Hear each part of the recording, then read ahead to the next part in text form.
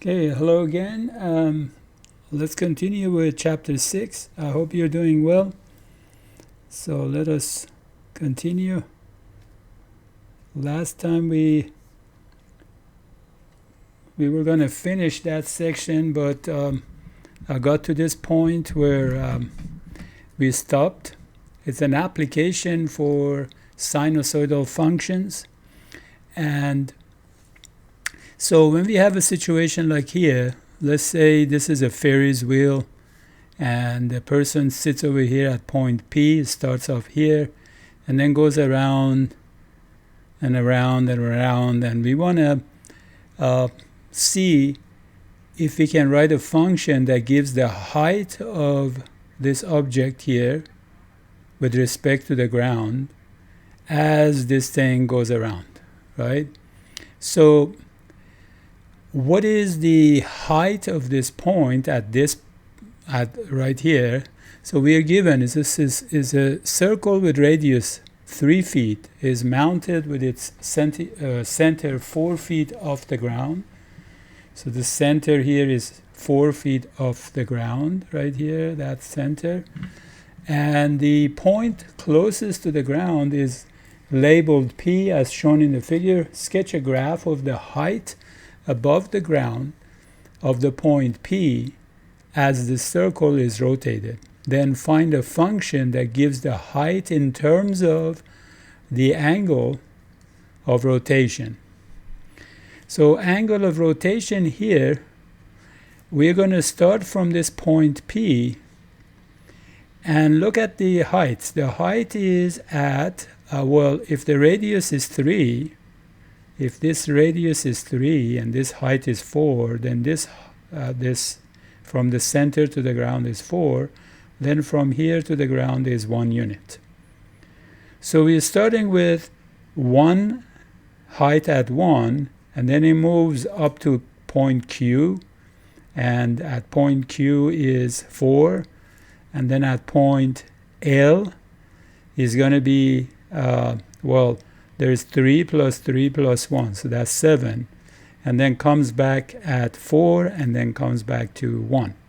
Now, as we discussed last time, there are 4 different shapes that we can think of cosine and sine have, right?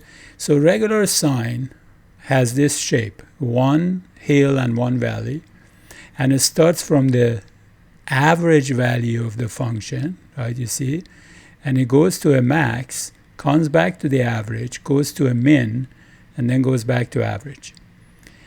And if it's a sine flipped, then it starts from the average and then goes down to minimum, comes back to average, goes to max, and comes back to average. Now, none of these matches this point that's going around because we start at the min. We don't start at average. So it has to be this one right here, right? So it's a cosine function and it's flipped over the x-axis. So we're going to use this model for this situation. All right? So let's do that. So we are going to look at point P, and we talked about the height at point P is 1. At Q is 4, at L is 7, and at M back to 4, and then at P again is at 1. So as a reflected cosine, we're going to use this one right here. Okay, so here are the points. So this point is at 0, 1, so we put it at 0, 1. And this point is at pi over 2 and 4. We put that pi over 2 and 4 right here.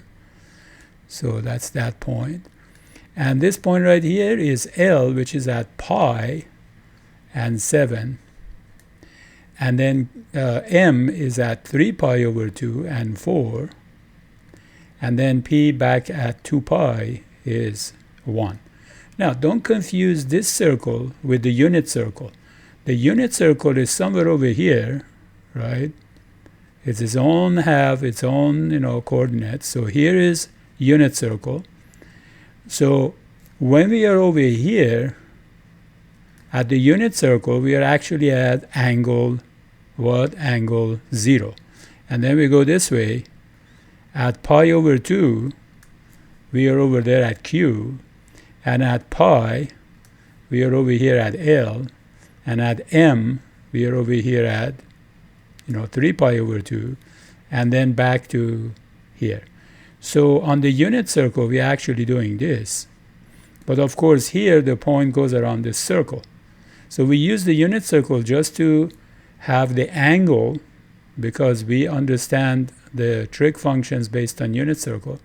So that's what this unit circle does. So as the unit circle is here, goes to this point at pi over 2, right?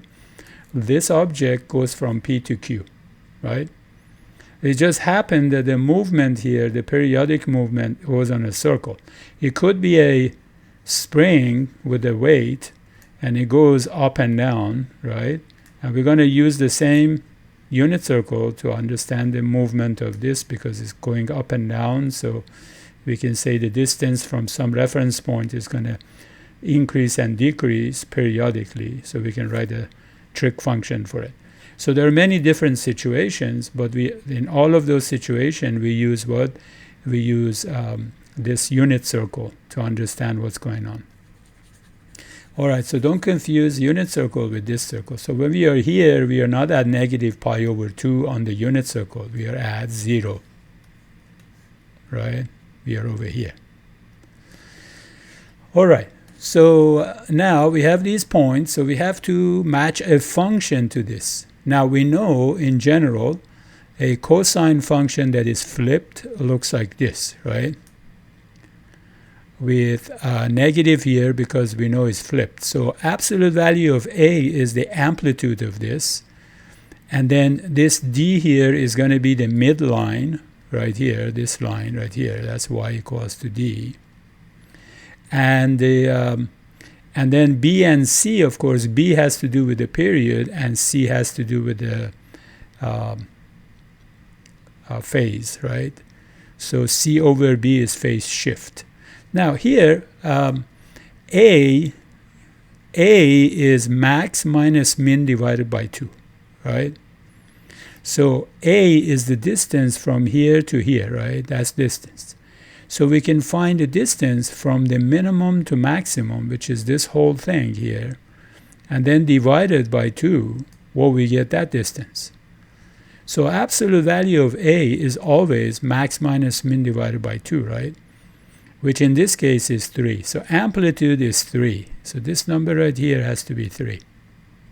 Now, what about D? D is the number in the middle of max and min. So the max is 7, and the min is 1. So 7 plus 1 divided by 2 gives you this value here. You see the difference between midline and finding the amplitude? Amplitude is this distance, so we have to find the whole distance divided by 2. But what we want to find is a number between max and min, and to find a number between two numbers, you add them and divide by 2. So that is 4 right here. Okay, now since the graph looks like the original graph, so there is no shift, phase shift, because the original graph, remember, if you flip cosine, it's going to look like this, right? So there is no shift here, right? There is no shift. And we start exactly at this point, and 2 pi radian later, we are back. So the period is not changed. So that means B is just 1, because we have one rotation in one complete 2 pi, right? So B is 1. And then since the starting point is at 0, then C is going to be 0. So the function that models this situation is this right here. So you can enter this into a computer program, and then computer program can actually govern the behavior of this and automatically turns this a certain, velocity, so number of turns, right? and so forth. And we're going to talk about the connection between angles and time, because you can actually control how fast you go around here. Right now in 2 pi radian, we go 1 time. Now, if you think of 2 pi radian as unit of time, let's say 6.28 seconds, so you can say we go, if that's time, instead of angle, we can think of time. Then we say that this thing goes 1 cycle per 6.28 seconds, right? You can think of it that way. All right, but for now, that's the model for this situation. That makes sense? So that's what we didn't do last time. And now this is exact graph of it, right? So this is a the points that are going to be on this. We didn't know, well, we knew the points, of course, but if you graph it, this is actually the graph of what? Graph of this function. Remember, we didn't have the function, we just put these points in the coordinate plane to see what pattern we get. But now we have a function for it, and that function's graph is right here, right? That's what it looks like. Looks like the midline is at 4, right? Let's see. That starts from 1, that's the minimum, and goes to 7 and comes back to 1. All right? So pretty useful. Trigonometry is pretty useful. Okay, so we want to talk about other functions. What about tangent function? How do we graph it? Well, we know tangent is sine divided by cosine. And right away, we know that tangent is an odd function, and we talked about this already. So f of negative x is tangent negative x, which is sine negative x over cosine negative x. And we know cosine negative x is the same as cosine, but the sine negative x is negative sine. And negative sine over cosine is negative tangent. So that means negative f of x. So by definition of an odd function, tangent is an odd function. That means if we have the values for a bunch of positive numbers, we have values for the opposites of those two, because we just have to, make them opposites.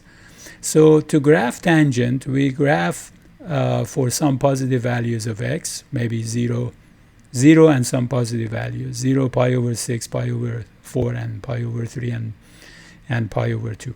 Now, notice that tangent, since it's sine over cosine, cannot have denominator 0, so that means cosine cannot be 0. And where is it that cosine is 0 on the unit circle? Cosine is 0 over here and over here.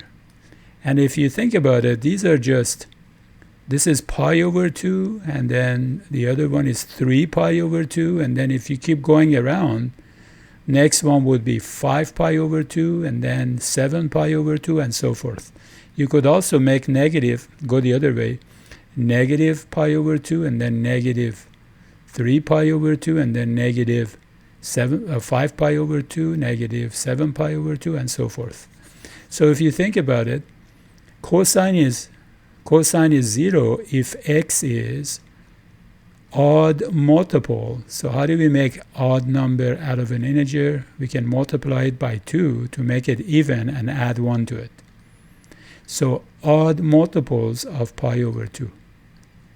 So when x is an odd multiple of pi over 2, then cosine is 0. Well, that means tangent is not defined for these values. And that's why you see over here at pi over 2 we have undefined, because we know cosine pi over 2 is 0. So that's undefined. And then at 0, tangent is 0. We can find them right here. I did it over here for you. So tangent of 0, of course, is 0, because cosine of 0 is 1, and sine of 0 is 0. 0 over 1 is 0. Now, what about pi over 6? Well, pi over 6 tangent is sine pi over 6 over cosine pi over 6, which, I'm sure everybody has memorized these already. and you divide, you get the square root of 3 over 3. Rationalize it. So that's that. And what about pi over 4? Well, pi over 4, we have sine pi over 4 over cosine pi over 4, so we get 1. So tangent of pi over 4 is 1. And pi over 3, 60 degrees, pi over 3 is sine 60 over cosine 60, which is the square root of 3. So these are the values of tangent from 0 to 3, and at pi over 2 is not defined. Now, to find the negative of these values, we know that tangent is an odd function. So if I know tangent of pi over 6, then tangent of negative pi over 6 is just negative of that number, right? So we get those values, and then at negative pi over 2, again, we have a multiple of pi over 2, and tangent is undefined. Now, what happens when the denominator is 0? In college algebra, you learn that you have a vertical asymptote. So there is a vertical asymptote at negative pi over 2, and there is another vertical asymptote at pi over 2.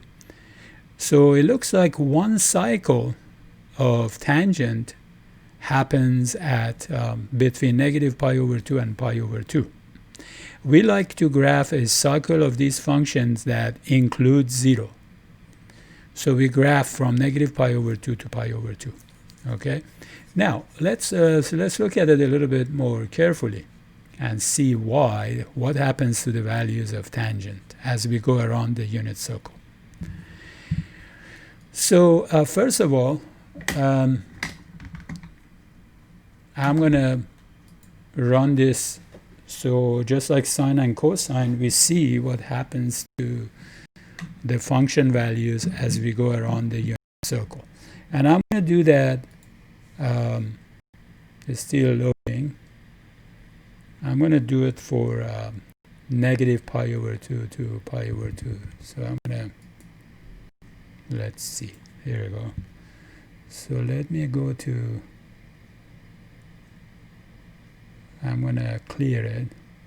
So here is negative 90. At 90, of course, there is nothing going on. I'm going to clear this. Right, and make it a little bit bigger and put it over here. So at 90, well, there is no graph because tangent is not defined. As we go from 90, negative 90, towards 0, this is graphing, but the points are not in the screen. That's why you don't see them. But this is graphing these points, and gradually you're going to see it. In a second, they're coming. You see that? There. So those are the values that we get. So we're going from negative 90 on the unit circle, right, to what? Towards 0. And look what happens. See those blue on? So we are graphing the values of tangent at different angle values, and we get to 0, and the value is 0, right? So again, we are going to what? We are doing, let's see what happened with my pen. I lost my pen. There you go. Oh, here you go. Ran away. So notice over here that that we are going around a unit circle again. At any given point, the unit circle gives us the angle in radian and then in red, and the blue one gives us the value of the tangent of that angle. So again, we open up the number line that is wrapped around the unit circle and put it on the x-axis, right? And consider that to be arc length, which is a real number. And as we go around, we are graphing the values of tangent function, right? So let me explain that a little bit right here. I can draw on it, but I can draw on this. So you see on this, at this point right there, there is no not at this point, at this point right here, at negative 90, there is no value, because at negative 90, there is a negative 90 is like negative pi over 2, which is 3.14 divided by 2, 1 point something.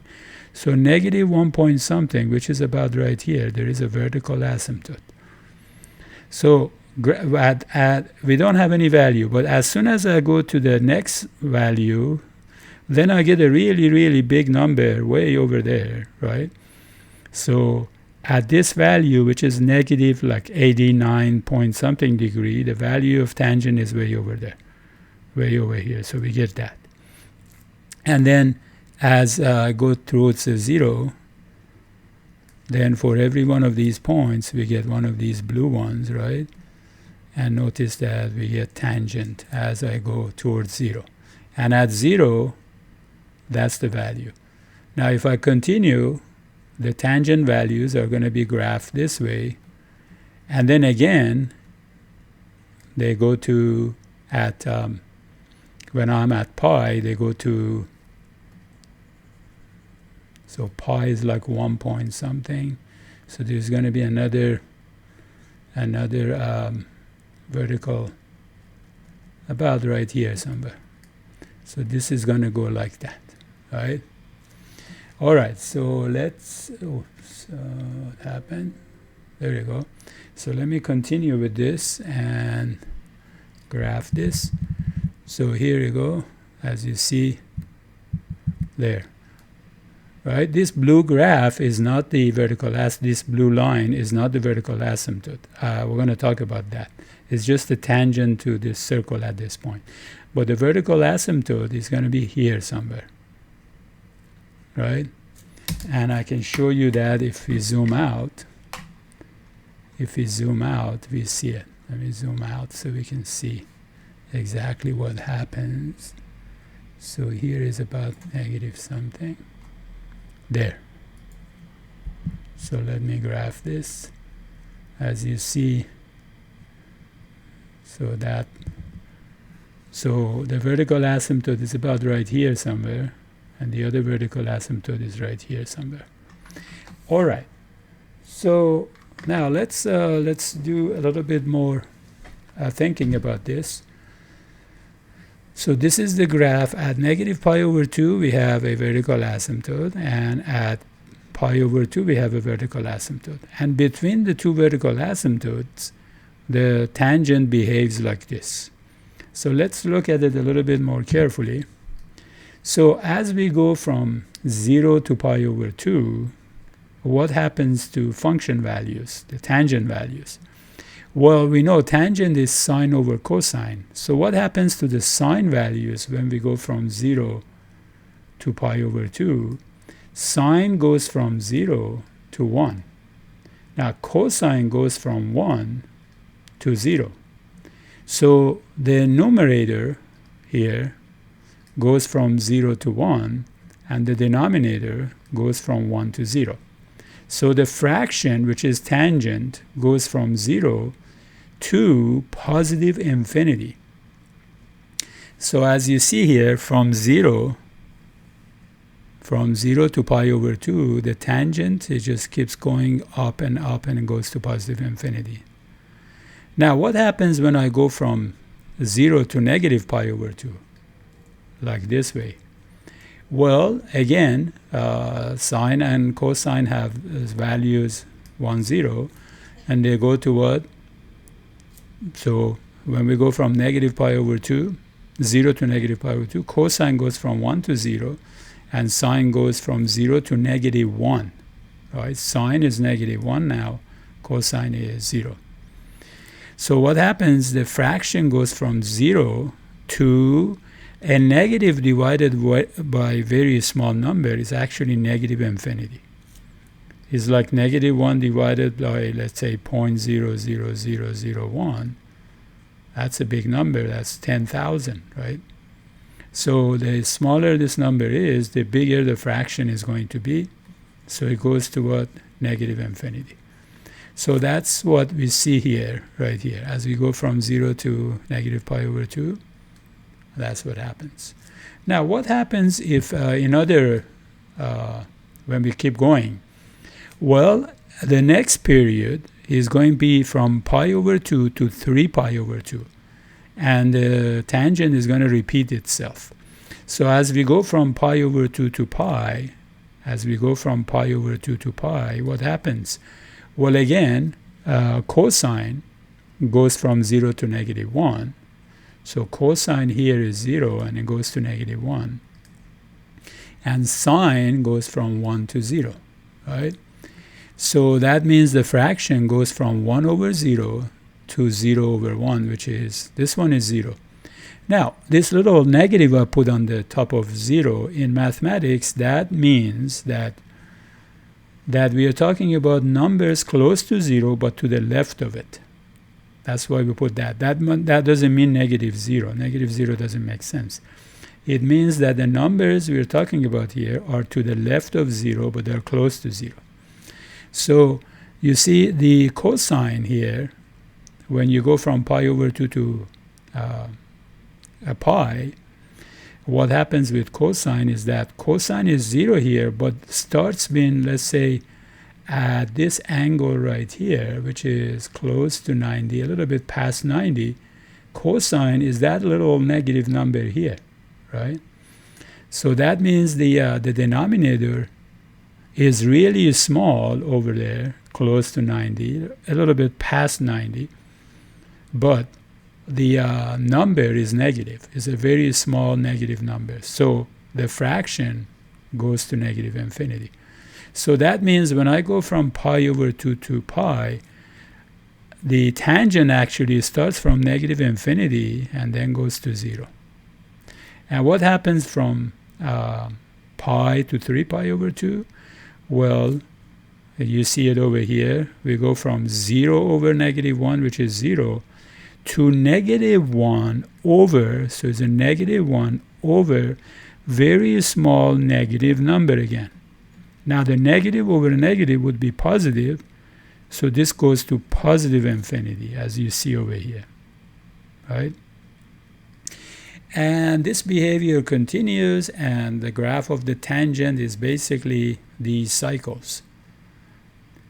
And notice that the length of each cycle is only pi, not 2 pi. So the period of tangent is actually pi, not 2 pi. Okay? All right. So the period of tangent is pi. So that means it repeats itself every pi units. We can graph one cycle of tangent in this interval, and notice that we have parentheses because -pi over 2 and pi over 2 are not included, and the range of tangent is all real numbers, right? So remember, we graph sine and cosine in one cycle of it, and they look like what? So sine and cosine, like they look like, sine look like that, and cosine look like, half and half like that. So tangent, from now on, we know you can draw a rectangle if you want, that's fine, and divide it into two parts like that. And this side of the rectangle is -pi over 2, and that side is pi over 2, and notice that the length is what? Pi. And then the middle is 0, and it goes to infinity and -infinity. So y values are just all real numbers. And then, it starts from here and goes up like that. So that's what one cycle of tangent looks like. That's how you graph it. And where are those vertical asymptotes? Vertical asymptotes occur, all of these, there are many of them. Of course, we graph only 2 of them for one cycle, but there are an infinite number of them. And they all occur at odd multiples of pi over 2, where cosine is 0. And cosine is the denominator of tangent because tangent is sine over cosine. So it has a vertical asymptote at those numbers. Okay? So this way we have a reference to graph any tangent function. We just take the original, parent graph, which looks like that, and transform it, just like we did for cosine and sine, to a whatever graph of tangent we want to graph. So, so if you want to graph something like that, and what do these numbers actually mean? So what do they mean? Well, the A here doesn't mean amplitude anymore, because amplitude doesn't make sense for a graph that looks like this, right? It goes from negative infinity to infinity. So that's not amplitude, that is vertical stretch or shrink. So if A is a fraction, it shrinks it vertically, right? And if it's greater than 1, it stretches the graph, right? So stretch means it looks like that. Shrink means it kind of looks like this, right? Shrinks vertically. Oh, that's not good. So like that. And a stretched means like that. So that's what this number does. And if it's negative, then it flips the tangent, so it's going to look like this, right? Flip over the x-axis. Now, B, C, and D do exactly the same thing that they did before. So D is a vertical shift, up and down. So you take this graph and move it up, or down, right? That's what D does. And C over B still is a phase shift. And B determines the period. But this time, we don't divide 2 pi by B, absolute value. That was for sine and cosine. And very soon we see for cosecant and secant as well. So we divide pi by B, absolute value of B, because pi is the original period of the parent function tangent. So pi over B, absolute value of B. And C over B is the phase shift, D is vertical shift, and that's it. Now, what kind of transformation is this if you compare it to g of x equals to tangent? What does that do? Well, obviously, this is the old y.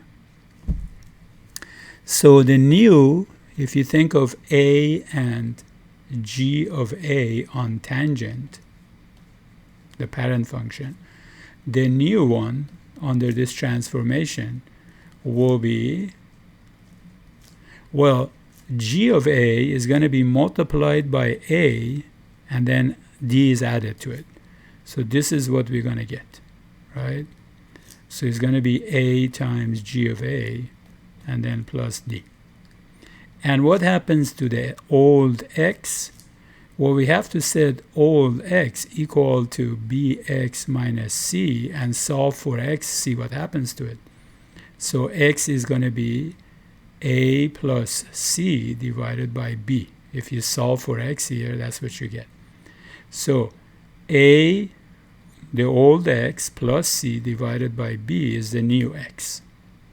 And if you do this to the points on the original tangent function, we get the new function.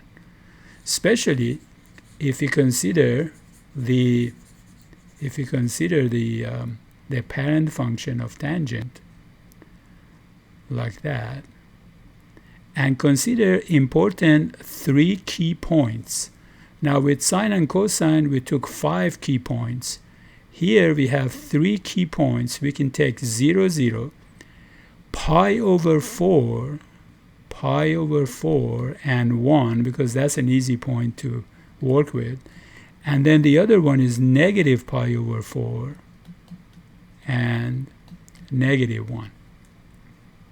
Those 3 points. And then we take 2 vertical asymptotes, one at x equal to negative pi over 2 and one at x equal to pi over 2. So we apply these transformations to the 2 vertical asymptotes and the 3 key points. The other one, of course, is 0, 0. And if we know where the vertical asymptotes go and where these 3 points go, then we can graph the tangent function. So graphing this becomes easy if we apply these transformations. So let's look at an example. So here we go. We got f of x is 0.5 tangent pi over 2 times x. So what do we do? Well, first of all, what is the transformation that this goes through? G of x equals to tangent x. What transformation does this go through to get to this one? Well, this is the transformation right here. So a plus c divided by b. So the old x, you add c to it and divide by b. Now we know c here, if you compare it to this, you see c is 0 and d is 0, right? So we only have b, which is pi over 2, and we have a, which is 0.5. So all we have to do is the a is going to be a plus 0 divided by pi over 2. So a plus 0 divided by pi over 2, which is 2a over pi, right? And g of a, what happens to g of a? Well, this a is 0.5 and d is 0, so you just multiply by 0.5 and add 0, which is this. So this right here is basically the tool that we're going to use to transform all the important points and the vertical asymptotes using this transformation. So we go from this, which is the original parent function graph with 3 points and 2 vertical asymptotes, to a new one, right? Which is going to basically look the same, except these are going to be in different places, and these vertical asymptotes are going to change. How? This is how. Okay? So let's do that. So here we go. These are the 3 points, and these are the 2 vertical asymptotes. Now, vertical asymptotes, remember, they're x values. So we're going to have to apply this x change. That's it. That's how x values change. So we take the a value, and we're going to multiply it by 2 according to this transformation, and divide it by pi. And you see, you get -1. So that means this vertical asymptote goes to this vertical asymptote. Where does this one go? Well, that one goes to, we do the same thing to it. 2 times pi over 2 divided by pi is 1. So that one goes to x equals to 1. So we got the 2 basically walls that we're going to graph this in between. Now, where do the points go? Well, we can again apply what? Apply this transformation to the x and the y coordinates. So 0, 0, where does it go? The x goes to 2 times 0 over pi, which is 0, right? And the y is 0, goes to 0.5 times 0, which is 0. So 0, 0 doesn't go anywhere. It actually stays in the same place right here. Where does pi over 4 and 1 go? This one right here, pi over 4 and 1. Well, again, pi over 4 times 2 divided by pi is going to be that right there, which is just 0.5, right? Because the pi's get canceled, so this is just 1/2. And the y coordinate is 0.5 times 1, which is 0.5. So this point goes to 0.5, 0.5, which is right here. All right, so this point goes to that point. This point goes to 0, 0, which is itself. And the last one, negative pi over 4, -1, as you see, goes to -0.5, -0.5. Now, the numbers are not always nice, but the method is the same. So now, obviously, you see how to graph this. You connect these points, just like they're connected over there, and then these approach infinity this way. So we got the new graph. So again, all of these are done by machines and computers, but understanding how to do this by hand, and actually doing few of these prepares your brain cells for more concepts to connect to. That's why you're doing this. So understand what these actually, what kind of structures these have, and how these actually numbers are related to each other. Okay, so that's how we graph a tangent function. Okay, so what about cotangent? Well, cotangent is cosine over sine, and again, we can graph cotangent with a bunch of values and see, how they behave. But we know cotangent is also an odd function, right? Because cotangent is cosine over sine, so cotangent of negative x would be negative cotangent x. But we just graph with a bunch of positive values, pi over 4, pi over 2, and 3 pi over 4. Now, obviously, cotangent has a denominator of sine x, so sine x cannot be 0. So what makes sine 0? Well, sine is 0 over here and over here. If you think about it, this is 0, 1 pi, 2 pi, 3 pi, 4 pi, and so forth. And if you go the other way around, that's negative pi, then negative 2 pi, and then negative 3 pi, and so forth. So it looks like when we have k times pi, when x is k times pi, sine is 0. And k is an integer, 1, 2, 3, negative 1, negative 2, 0, right? So that means the cotangent will have vertical asymptote at k pi values.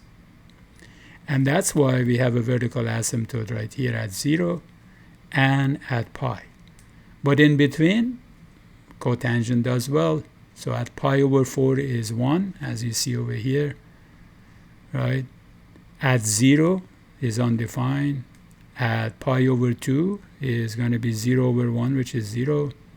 At 3 pi over 4, well, we use, reference angle for cosine and sine. We did that already previously. So we know the answer is negative 1. Okay, so we have some points to graph. Here we go. These are the values of cotangent. And again, if we do what we did before with tangent, we can graph, go around the unit circle and see what happens with cotangent, right? So here is, and it's loading. So here we go. So what I'm going to do, I'm going to graph from, let me zoom out a little bit. Don't worry about that blue one. We're going to understand that later. But for now, concentrate of the point. Where did it go? Wait a minute.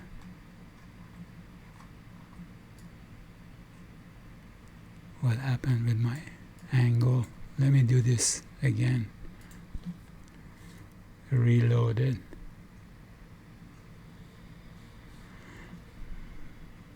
Okay, well, I think I can use this, yeah. Use this to go around.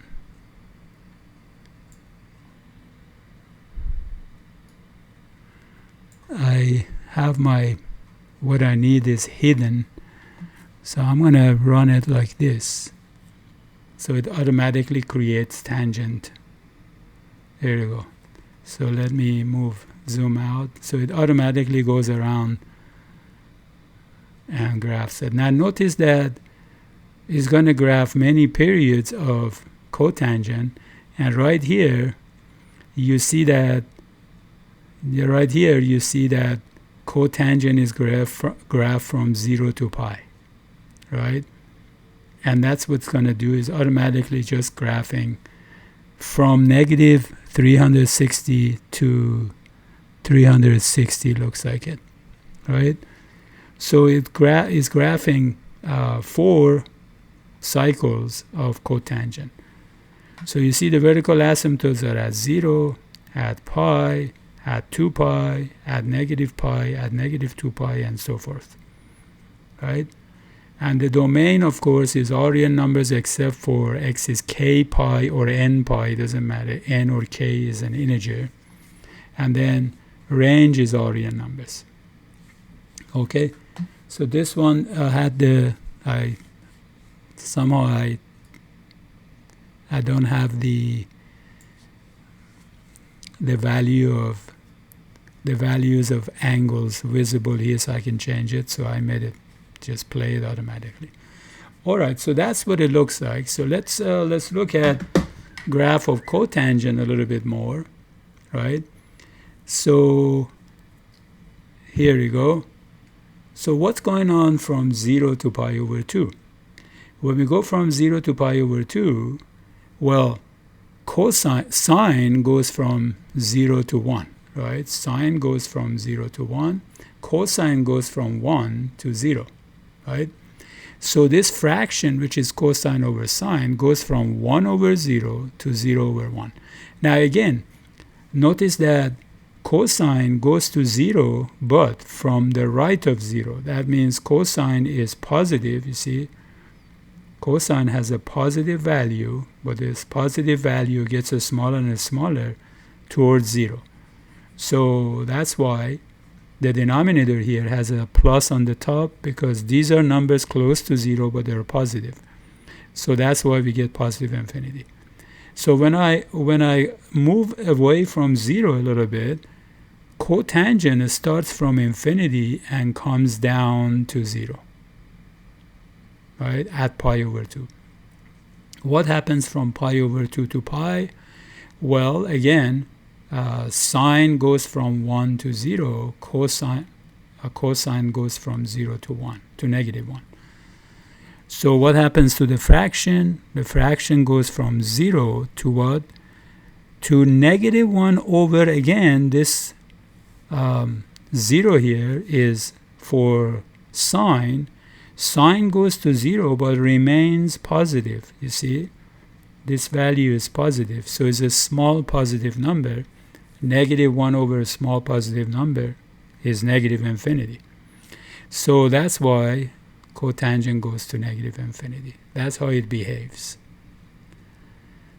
Okay, so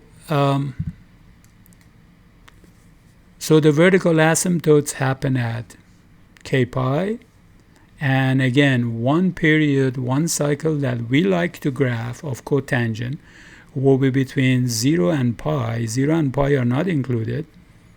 So it would be two vertical asymptotes, x equal to 0 and x equal to pi. And again, three important points, key points, that kind of give away the shape of the graph. So 0, 0, right? And pi over 4 and 1. And this one is 3 pi over 4 and negative 1. So we take these 3 points and these two vertical asymptotes, and we can graph any cotangent function, right? So you see, any cotangent function can be graphed using transformation. Again, this a here is not amplitude, but is vertical stretch and vertical shrink, right? So cotangent can get vertically stretched like this, or vertically shrink like this, right? So b determines the period again. The period of the parent function is pi. So pi divided by absolute value of b will give us the new period. C over b is the phase shift, and the d is vertical shift, just like tangent. So again, what happens to the points on a function? Let's call it g of x is cotangent x. And suppose we have a and g of a on this function. What happens to it under this transformations, because it's more than one? Well, we know the y is going to be, y coordinates are going to get multiplied by a, and d is added to them. So that's what happens to the y-coordinates. And the x-coordinates again, you said a equal to, I did it here, a equal to bx minus c, and solve for x. So this is the transformation that we apply to what? To the two vertical asymptotes and the 3 points, key points. We can take this and transform it into any graph that we are given, right? So that's the idea. Here's an example. Graph this right here. Well, we are going to compare it to this and find out what A, B, C, D are. So A is 4, B is pi over 8, C is pi over 2, D is negative 2, right? And remember, this minus is part of the formula. So if you have a plus here, let's say you get a plus here, you have to write it as minus negative pi over 2, right? In this example, we don't have that. But remember, the minus has to be there for you to determine what C is. All right, so in this case, C is just pi over 2 because we already have the minus there. All right, now what do we have to do to the 3 points and the intercepts is basically this, right? A plus C over B. A plus C over B. And simplify that. Everybody knows how to do that, right? I did it here for you. If you're worried about fractions, this would be a plus pi over 2 times the reciprocal of this, which is 8 over pi. And if you multiply, 8 over pi times a is 8a over pi, and 8 over pi times pi over 2, the pi's go away, is 4. Right? So the old x is going to be transformed into this new x, right? And the old y is going to transform into this new y coordinates. And if we know that, we know everything, right? If we know how to change the x and the y coordinates of a graph, well, then we apply it to all of them, and voila, we have the graph. So here you go. So where is the vertical asymptote? Is at x equal to 0. What do we do to it? Well, we have to do this to it because it's x value, right? So 8 times 0 over pi plus 4 is going to be just 4. And notice the numbers are nice because, you know, I want to show you how to teach you how to drive. I don't want to take you to a rush hour to teach you how to drive, right? So if you make the numbers nasty, the concept gets lost. So that's why the numbers are nice. And that's what I like about this OpenStax textbook. Concentrate on concept, not procedures. Procedures come naturally if you understand the concepts. Okay, so so this is 4. So x equal to 0 goes to x equal to 4. Now where does this go? Well, we do the same thing. 8 times pi over pi plus 4. Pi goes away, so we get 12. So this x equal to pi goes to x equal to 12. So we got the two walls, and we just have to transform these 3 points, and we are going to have the graph of cotangent. So the point pi over 4, 1, which is this one right here, where does it go? It goes to this point, right? The x changes this way, and the y changes this way. So 4 times 1 minus 2 is going to be that. So this point goes to that point, right? 6 and 2. And what about pi over 2 and 0? Oh, I think I said 3 pi over 2 and 0, right? I might have before said 0 over 0 maybe. If I did, I made a mistake. It should be pi over 2, 0. So pi over 2, 0 goes where? Well, again, 8 times pi over 2 over pi, right? That's what we have to do. And then add 4. That's what x, the changes to x right here. That's what happens to x. So here our a is pi over 2. So we end up with, if you simplify that, that's just 4 pi over pi, and 5 pi's go away, is 4 plus 4 is 8. And then what happens to 0? This happens to 0. 4 times 0 minus 2. So we get minus 2. And what happens to 3 pi over 4 and negative 1, which is this one right here? So this point goes here, right there. It's a big mess here. Let me clear that. So this point goes here. This point goes here. Now this point, of course, goes here. And how do we know? Because we can transform it. So it goes to, it goes to 10 and negative 6, which is this point right there. And now we just connect the points, right? And we know the shape of it. That's the graph, right?